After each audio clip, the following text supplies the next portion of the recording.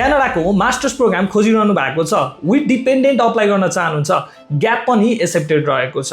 यस, हजुरहरूले क्यानाडाको British Colombia प्रोभिन्समा र Victoria लोकेसनमा रहेको रोयल रोड युनिभर्सिटीमा अप्लाई गर्न सक्नुहुन्छ आउँदो जनवरी र मे इन्टेकको लागि।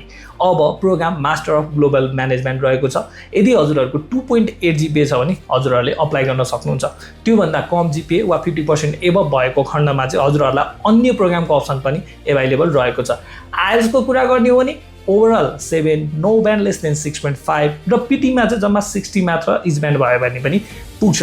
हजुरहरूको ट्युसन फीको कुरा गर्ने हो भने ग्लोबल म्यानेजमेन्टको 2 इयरको ट्युसन फी रहेको छ 43,000 क्यानेडियन डलर।